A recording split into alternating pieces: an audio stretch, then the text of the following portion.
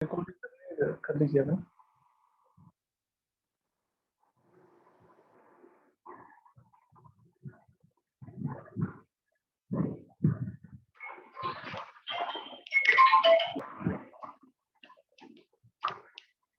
Hello students, previous class में अपन discuss कर रहे थे, जो भी अपनी प्रीवियस क्लास थी ना, उसमें अपन डिस्कस कर रहे थे किसके बारे में?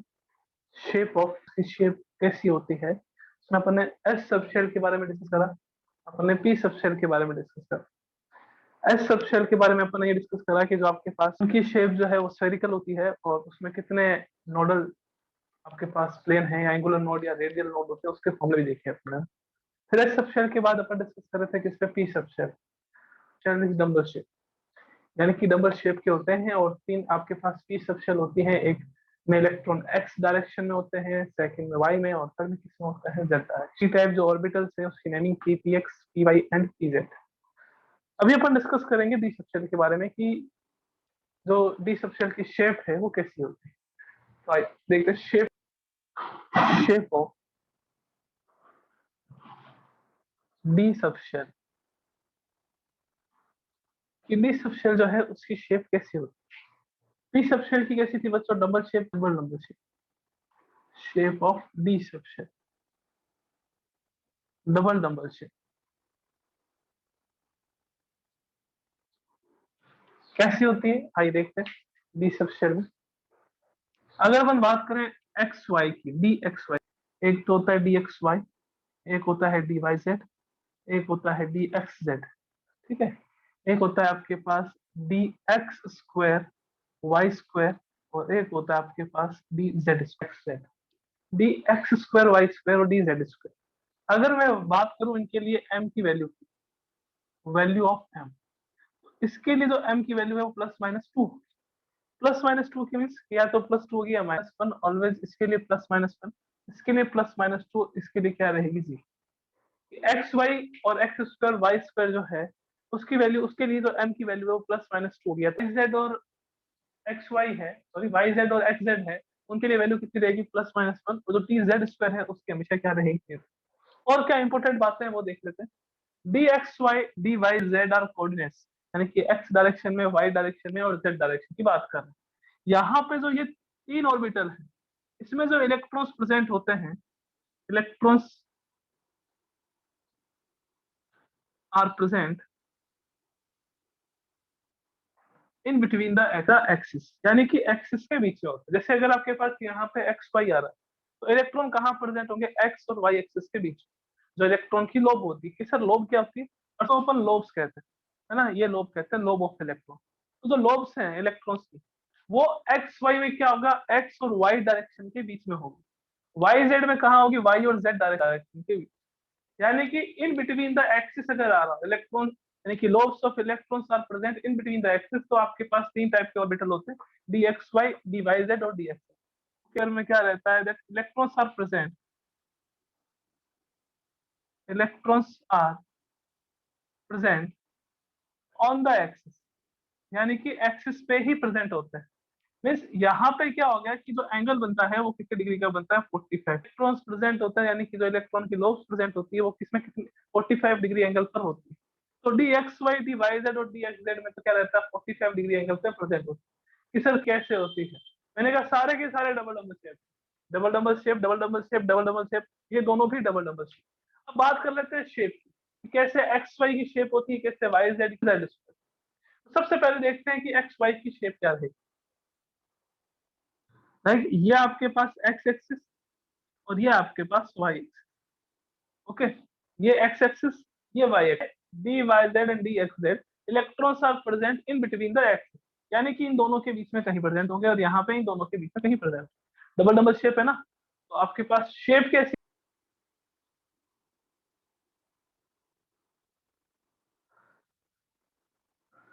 ये आपके पास एक्स वाई कितने डिग्री एंगल पर आपको पता चलता है? यहाँ पे अगर इसकी बात करें तो ये 45 डिग्री के एंगल पर, ये भी 45 पर, ये भी 45 डिग्री एंगल पर प्रेजेंट होता है in between the axis, in between the X and Y axis. अब बात करें वाई जेड की, तो ये भी काफी ज्यादा इजी है, कुछ नहीं है sir.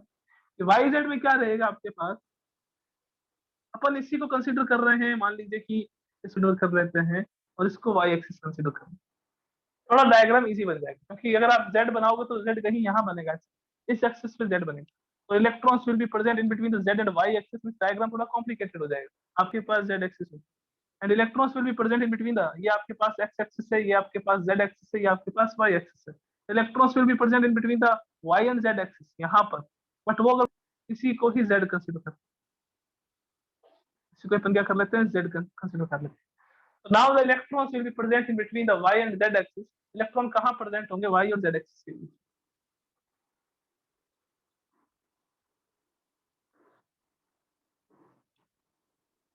Electrons will be present between y and z axis. ये आपके पास xy हो गया, ये आपके पास,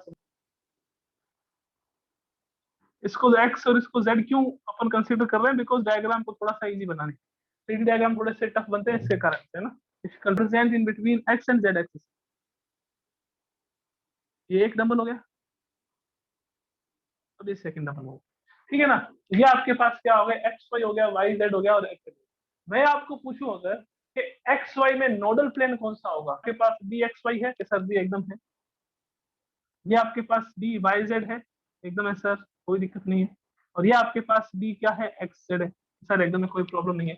अब अगर मैं आपसे ये पूछूं कि in X and Y nodal plane, B X Y, B X Y में नोडल प्लेन कौन सा होगा, नोडल प्लेन कौन सा होगा, रिमेनिंग दो होंगे जो नोडल प्लेन हो जाएंगे, एक तो वाई जेड में इलेक्ट्रॉन्स प्रेजेंट नहीं होंगे, एक तो वाई जेड में इलेक्ट्रॉन्स प्रेजेंट, आपको पूछ रहे कि नोडल प्लेन कौन से होंगे, तो वाई जेड में तो इलेक्ट्रॉन्स हैं, इलेक्ट्रॉन्स कहाँ प्रेजेंट नहीं होंगे, एक तो आपके पास एक्स वाई में प्रेजेंट नहीं होंगे और दूसरा किसमें प्रेजेंट नहीं होंगे, एक्स जेड में।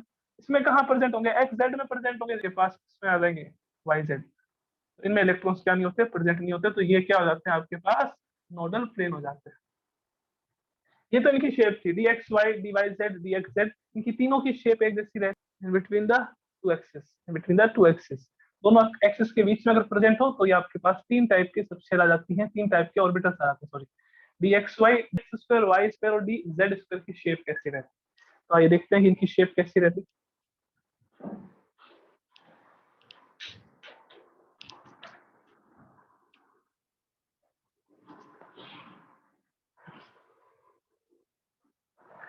मैंने कहा D X square, Y square and D Z square electron, तो देखो कुछ शेप ऐसी रहेगी इसकी, ये आपके पास कौन कौन सी होगी, एक तो एक्स एक्सिस और एक कौन सी होगी, वाई एक्सिस। इलेक्ट्रॉन्स कहाँ प्रेजेंट होंगे बच्चों, ऑन द एक्सिस, तो ऑन द एक्सिस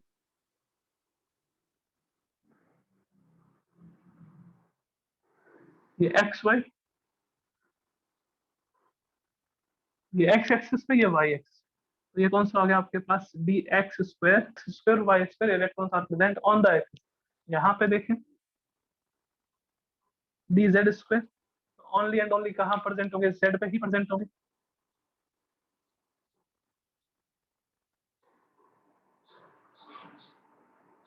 ये आपके पास डी जेड स्क्वायर, तो ये आपके पास डी सब शेल शेप होता है, D X Y, D Y Z और डी एक्स जेड जो है वो प्रेजेंट होते हैं, उसमें इलेक्ट्रॉन्स प्रेजेंट होते हैं इन बिटवीन द एक्सिस, और अगर D X square Y square और डी जेड स्क्वायर की बात करें, समझ आ गया हो बच्चों, तो एक बार जल्दी से हैंडल करते हैं, फिर अपन चलते हैं नेक्स्ट टॉपिक।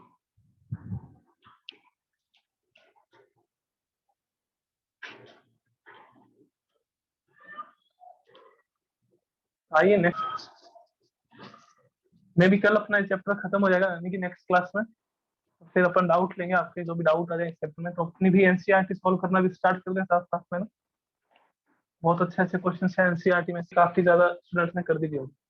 अब बात करते हैं एफ सबशेल की, तो अगर मैं एफ सबशेल की बात करूं तो उसकी शेप के बारे में अपन कोई डिस्कस नहीं करेंगे, कोई स्टडी नहीं करेंगे, कॉम्प्लिकेटेड हो जाए, तो अपन तीन टाइप की सबशेल की ही स्टडी करते हैं, that is S, T and D, इनके शेप की ही स्टडी करते हैं। एफ जो है वो काफी ज्यादा कॉम्प्लिकेटेड हो जाती है, तो उसके बारे में अपन डिस्कस नहीं कह दीजिए, या अपन क्या कहते हैं इसको, last topic of the chapter.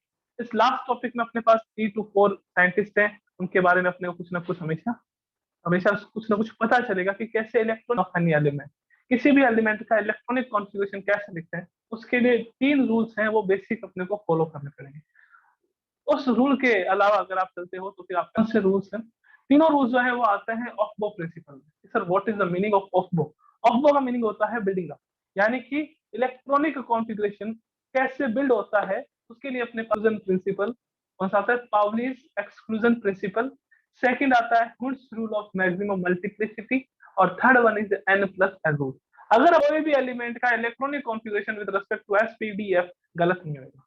बस अपने को ये बातें ध्यान में रखनी है, अपने दिमाग में रखनी है कि फर्स्ट शेल है तो उसमें ओनली एस सब शेल होगी, सेकंड शेल एसपीडी होगी, और फोर्थ शेल है तो उसमें एसपीडी एफ होगी। ये बातें अपने दिमाग में हमेशा रखनी है। उसके अलावा अपने को कोई भी इलेक्ट्रॉनिक कॉन्फ़िगरेशन में कोई प्रॉब्लम नहीं आएगी। तो आए हैं उसकी स्टडी करते हैं, क्या कहता है वो देखते हैं। ऑफ द प्रिंसिपल में first Pauli's exclusion principle. Pauli's exclusion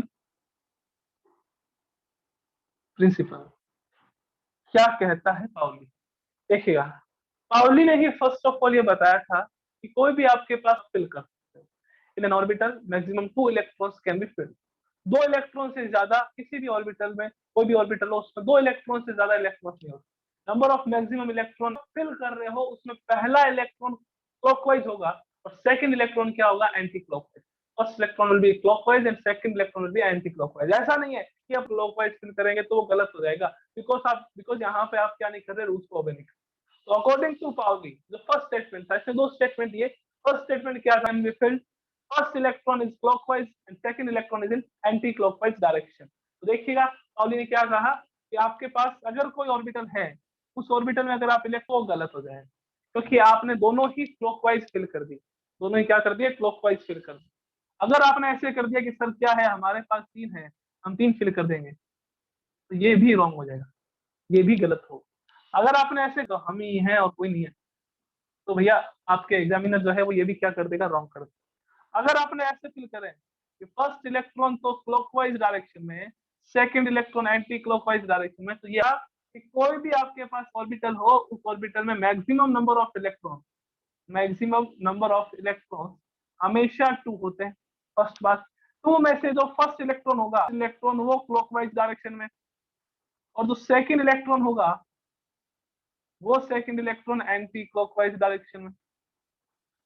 first clockwise में और सेकंड किसमें रहेगा आपके पास, anticlockwise. Okay, second statement क्या था, पाउली ने एक बात कही थी कि कोई भी आपके पास 2 इलेक्ट्रॉन हो, उन 2 इलेक्ट्रॉन्स के लिए चारों क्वांटम नंबर जो है उनकी वैल्यू कभी सेम नहीं हो सकती।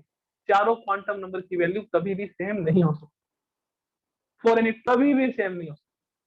4 में से 3 की सेम हो सकती है, बट चारों की सेम हो ऐसा पॉसिबल नहीं। सर कैसे, ये देखें, मान लेते हैं कि अपने पास ये इलेक्ट्रॉन प्रेजेंट है सर, 1s2 का मतलब क्या हो गया, यानी कि 1 तो क्या हो गया आपके पास, शेल हो गया, एस आपके पास क्या हो गया, शेल हो गया, 2 आपके पास क्या हो गया, नंबर ऑफ इलेक्ट्रॉन हो गया। मैंने कहा इनके लिए चारों क्वांटम नंबर की वैल्यू कौन से, एक तो आपके पास प्रिंसिपल क्वांटम नंबर, एक आपके पास एजीमुथल क्वांटम नंबर, एक आपके पास मैग्नेटिक क्वांटम नंबर, और एक आपके पास spin quantum number. N L M S, principle रॉकेट, first electron and second electron. ये फर्स्ट है, ये सेकंड, दोनों के लिए एन की वैल्यू कितनी है, 1। सर कैसे, मैंने कहा दोनों फर्स्ट शेल में तो है। कौन सी शेल में है, फर्स्ट। दोनों ही फर्स्ट, दोनों ही कौन से सब शेल में है, एस में, तो एल की वैल्यू क्या होगी, 0। एम की वैल्यू भी क्या होगी, 0। सर एम की 0 कैसे हुई बेटा, अगर एल की 0 है तो एम की भी क्या रहेगी, 0। अब देखो यहाँ पे आपने S2 कर रखा है, ये इलेक्ट्रॉन जो कौन सी में, क्लॉकवाइज। जो ये सेकंड इलेक्ट्रॉन है वो आपके पास कहाँ है, वो है एंटी क्लॉकवाइज में। एक क्लॉकवाइज में, दूसरा एंटी क्लॉकवाइज में। अब क्लॉकवाइज में अगर हो तो वो आपके पास ये प्लस था, और एंटी क्लॉकवाइज में हो तो स्पिन क्वांटम नंबर की वैल्यू कितनी हो जाती है, -1। तो एस की वैल्यू यहाँ पे तो कितनी रहेगी, +1, और यहाँ पे कितनी रहेगी, -1। तो देखो ये 3 जो क्वांटम नंबर है, इनकी आपके पास क्या आ गई, डिफरेंस। यानी इसने कहा था कि अगर आपके पास कोई भी 2 इलेक्ट्रॉन है, उनके लिए चारों क्वांटम नंबर की वैल्यू कभी सेम नहीं होगी। सर कैसे, मान लीजिए कि ये आपके पास एस में पी में इलेक्ट्रॉन, ये एस में है, ये पी में है, ये मान लीजिए 2s में, ये आपके पास 2p में है। मैंने कहा एन की वैल्यू दोनों के लिए सेम, इसके लिए भी 2 है, इसके लिए भी 2। एल की वैल्यू दोनों की डिफरेंट हो सकती है, क्योंकि एल की वैल्यू यहाँ एस है, यहाँ क्या है, पी की वैल्यू क्या नहीं होती, सेम नहीं होती, 3 की फिर भी हो सकती है। तो पाउली ने 2 कंसेप्ट दिए, 2 बातें बताई। पहली बात क्या थी कि किसी भी एक ऑर्बिटल में मैक्सिमम नंबर ऑफ इलेक्ट्रॉन्स कितने होंगे, 2। इन विच फर्स्ट इलेक्ट्रॉन हमेशा कौन सा रहेगा, एंटी क्लॉकवाइज डायरेक्शन।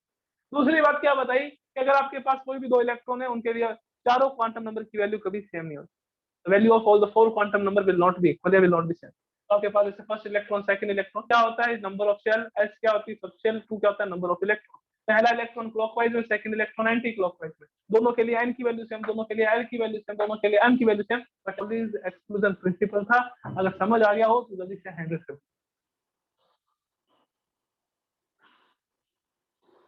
जल्दी से हैंड रेज कर दीजिए समझ आ गया हो तो। 7 बच्चों को समझ आया, बाकी को आया नहीं। क्या बात है, सुहाना जल्दी से हैंड रेज कर दीजिए।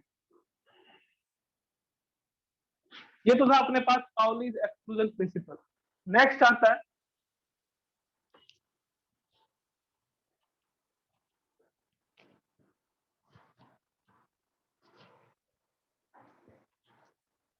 Hund's rule, H of maximum multiplicity। Hund's rule of maximum multiplicity ये किसके लिए है? Hund's rule of maximum multiplicity ये देखेंगे अभी। Hund's rule of maximum multiplicity, Hund's rule of maximum multiplicity। Sir आप इलेक्ट्रॉन फिल कर रहे हो किसी भी ऑर्बिटल में, अगर आप इलेक्ट्रॉन फिल कर रहे हो किसी भी सब शेल में, सब शेल, अगर आपके पास किसी सब शेल में एक ही ऑर्बिटल है, फिल करने आप कर दीजिए। अगर आपके पास किसी सबशेल में एक से ज्यादा ऑर्बिटल है, more than one orbitals are present in any subshell, तो अपन इलेक्ट्रॉन को वन बाय वन, के पास 3 ऑर्बिटल्स है ना, 3 ऑर्बिटल है तो अपन क्या करेंगे, पहले फर्स्ट में इलेक्ट्रॉन देंगे, फिर सेकंड में, फिर थर्ड में। उसके बाद अगर आपके पास नंबर ऑफ ऑर्बिटल्स ज्यादा हो जाते हैं तो अपन क्या करेंगे, पेयरिंग करेंगे। कि सर कैसे, एक बार एक्सप्लेन कर दीजिए। कि लाइक आपके पास आ गया P3, P3 का मीनिंग क्या हो गया कि आपके पास सबशेल कौन सी है, P। नंबर ऑफ कितने इलेक्ट्रॉन होते हैं बच्चा, 3 इलेक्ट्रॉन, 3 ऑर्बिटल होते हैं। एक आपने यहाँ फिल कर दिया, एक आपने यहाँ फिल कर दिया, एक आपने यहाँ फिल कर दिया, तो करेक्ट है। यानी कि 1 बाय 1 क्या करेंगे, इलेक्ट्रॉन को फिल करेंगे। 1 इलेक्ट्रॉन, 2 इलेक्ट्रॉन, 3 इलेक्ट्रॉन, तो ये अपने पास क्या हो जाएगा, रॉन्ग हो जाएगा। मीन्स आपको क्या करना है, एक एक इलेक्ट्रॉन सब में फिल करना। पहले एक एक इलेक्ट्रॉन सब में क्या करेंगे, आधा हो जाए। उसके बाद अगर आपके पास नंबर ऑफ इलेक्ट्रॉन ज्यादा हो तो आप क्या कर दोगे, इलेक्ट्रॉन जो है उनकी पेयरिंग कर दोगे। कि सर कैसे, कि मान लीजिए कि आपके पास आ गया, क्या हो गया बच्चा, सबशेल, क्या हो गया पी सबशेल, और क्या हो गया आपके पास नंबर ऑफ इलेक्ट्रॉन। तो पी सबशेल में ऑर्बिटल तो कितने रहते हैं, 3 तो होते हैं। करेंगे 1 बाय 1 फिल कर दिया। अब आपके पास कितने इलेक्ट्रॉन है, टोटल 4। यहाँ कितने फिल करे, 3। 1 बाय 1 फिल करके वापस सब अपन कहाँ आ जाएंगे, यहाँ। तो ये किससे इलेक्ट्रॉन फिल करते हो, P4 कॉन्फ़िगरेशन है सर, हमारी मर्जी है, हम किसी की नहीं सुनते। 2 इलेक्ट्रॉन हमने यहाँ कर दिए, 2 इलेक्ट्रॉन यहाँ कर दिए, तो आप किसी की नहीं सुनोगे तो हम आपकी नहीं सुनेंगे। हम क्या कर देंगे, इसको गलत कर देंगे। मतलब है कि सब में बांटते हुए चलना है। जो भी चीज है, इलेक्ट्रॉन्स अगर आपके पास है और ऑर्बिटल अगर आपके पास नहीं है, तो आप इलेक्ट्रॉन को एक एक करके सब में बांटें। फिर अगर ज्यादा बांटने स्टार्ट करें, वहां से वापस आप क्या करते हैं, उसको रिपीट करते हैं। ठीक है ना। तो ये जो इलेक्ट्रॉन्स है, इन इलेक्ट्रॉन्स को कहते हैं अनपेयर्ड इलेक्ट्रॉन्स। अकेले है ना अभी तक, अनपेयर्ड इलेक्ट्रॉन, अनपेयर्ड इलेक्ट्रॉन। ये जो है, इसे अपन कौन से इलेक्ट्रॉन कहेंगे बच्चा, इनको कहेंगे पेयर्ड। एक आपके पास अनपेयर्ड इलेक्ट्रॉन हो जाते हैं, एक आप अगर बात करें पी सबशेल में मैक्सिमम कितने इलेक्ट्रॉन्स होते हैं, सर मैक्सिमम 6 होते हैं। ओके, और इसके आधे कितने हो गए, इसके आधे हो गए 3। डी में मैक्सिमम कितने होते हैं, 10, इसके हाफ हो गए आपके पास मैक्सिमम 14, इसके हाफ कितने हो गए 7। तो इस कॉन्फ़िगरेशन को, अगर किसी एलिमेंट के पास P6 D10 F14 कॉन्फ़िगरेशन है, तो इस कॉन्फ़िगरेशन को कहते हैं फुलफिल्ड इलेक्ट्रॉनिक कॉन्फ़िगरेशन। अगर मैं यूं लिख दूं, यहाँ पे कहते हैं P6 है, तो P6 आपके पास क्या होगा, फुलफिल्ड होगा। फिर अगर इनकी बात करें, हाफ फिल्ड कॉन्फ़िगरेशन, ये हाफ फिल्ड कॉन्फ़िगरेशन होता है। तो ये फुल फिल्ड और ये आपके पास हाफ फिल्ड। 6 के हाफ कितने हो गए, 3। 10 के तो होता है फुल फिल्ड कॉन्फ़िगरेशन, ये होता है हाफ फिल्ड। जैसे आपके सामने लिख रखा है P3, यानी कि P में आपने 3 इलेक्ट्रॉन फिल करे हैं, this electronic configuration is known as half filled electronic configuration. Half filled electronic configuration. तो स्टेबिलिटी का ऑर्डर क्या रहता है वो भी देख लेना, बहुत जरूरी, बहुत इंपॉर्टेंट है। ऑर्डर ऑफ स्टेबिलिटी, सबसे ज्यादा स्टेबल होते हैं फुल फील्ड कॉन्फ़िगरेशन, सबसे ज्यादा स्टेबल।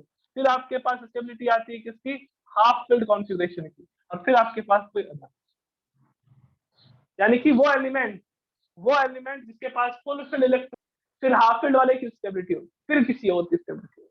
तो अपने को तो ये ऑर्डर ध्यान रखना है। फुल फील्ड इलेक्ट्रॉनिक कॉन्फ़िगरेशन है, लाइक आपके पास किसी एलिमेंट के पास D10 आ गया, D5 क्या रहेगा सबसे ज्यादा स्टेबल, फिर D5 रहेगा और फिर D4 रहेगा, है ना। तो कोई भी अगर आपके पास ऑर्बिटल फुलफिल्ड हो, कोई भी सबशेल अगर फुलफिल्ड हो, यानी कि जितने इलेक्ट्रॉन्स हो उसमें उतने के उतने इलेक्ट्रॉनिक कॉन्फ़िगरेशन, ठीक है। और उसके जस्ट हाफ जो है वो कौन से होते हैं, half field electronic configuration. Single electron अगर है ऐसे तो इनको अपन क्या कहेंगे, अनपेड इलेक्ट्रॉन, उसको अपन क्या कहेंगे, पेड इलेक्ट्रॉन। तो हुन ने क्या कहा, इलेक्ट्रॉन जो है वो आप कैसे फिल करोगे, 1 बाय 1 फिल करोगे, एक एक करके फिल करोगे, और सॉरी, और उसके बाद इलेक्ट्रॉन के लिए अपन क्या करेंगे कि वापस उसको रिपीट करना, ठीक है ना। तो ये आपके पास फुल टूल था। अब अपन कल की क्लास में यानी कि नेक्स्ट क्लास में अपन क्या करेंगे, एन को पता चलेगा कि how to write electronic configuration of any element, किसी भी एलिमेंट का इलेक्ट्रॉनिक कॉन्फ़िगरेशन कैसे लिखते हैं, और उसके बाद अगर अपने पास टाइम रहा नेक्स्ट क्लास में इलेक्ट्रॉनिक कॉन्फ़िगरेशन के बेसिस पे। ओके बच्चों, मिलते हैं नेक्स्ट क्लास में, till then take care and thank you so much. Okay, bye.